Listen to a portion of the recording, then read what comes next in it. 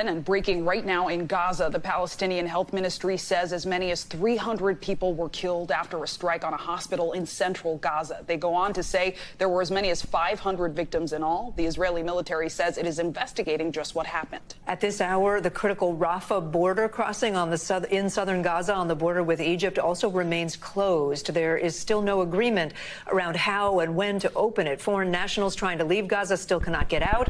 At the same time, lines of trucks carrying humanitarian aid cannot get in. Gaza's only specialized cancer hospital says now it will shut down in less than 48 hours if it doesn't get fuel for its generators. Guys, NBC News senior sobrang tragic. Grabe, binomba nila isang hospital puno ng pasyente, doctors, nurses.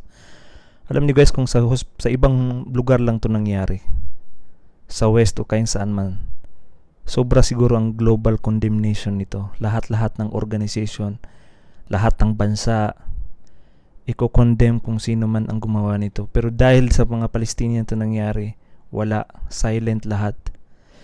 Alam niyo guys bakit? Hindi niyo ba napansin na these people, this Zionist group, they are small, pero grabe ang control nila. Bakit? Kasi kontrolado nila halos lahat ng mga businesses worldwide.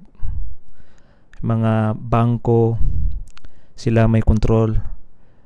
Mga bansa tulad ng Amerika, marami dyan mga lawmakers, binibigyan yan ng pera-pera.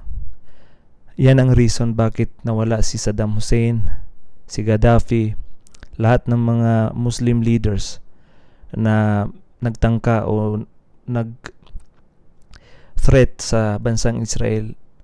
Yan ang purpose sila, is to eliminate them. Hindi lang nila ma-eliminate ang Iran at saka ang Syria dahil may protection sila ng China at saka Russia. Ganun.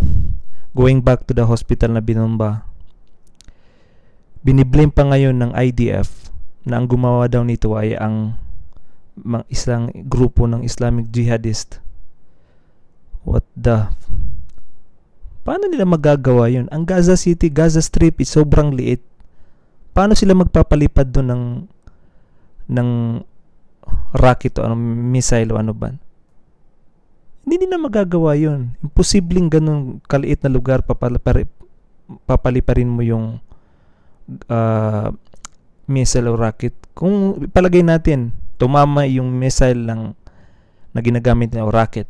Sobrang liit nun. Hindi ganun ang effect nun. Ang devastation niya sobrang laki. It means galing mismo sa bansang Israelian kasi sobrang lakas ng explosion. Imagine mo isang hospital.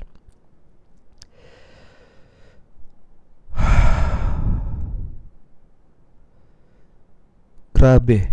Hindi ko alam talaga. No words can describe how tragic what's happening nowadays.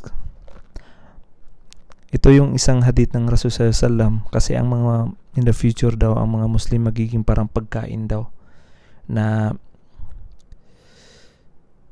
they will devour it. Parang wala lang, hindi tayo lalaban, pinagpapatay yung mga kapatid natin na walang laban, wala. Ganun yung nangyayari ngayon. At ang inshallah as a Muslim believer, nasa nakasulat sa Suratul Isra na ang mga Bani Israel ay maghahasik talaga sila ng lagim dito sa mundo at darating din ang oras na babalik at babalik sa kanila. Yung mga namatay, swerte nila eh. Kasi diretso sila ng inshallah ng Jannah.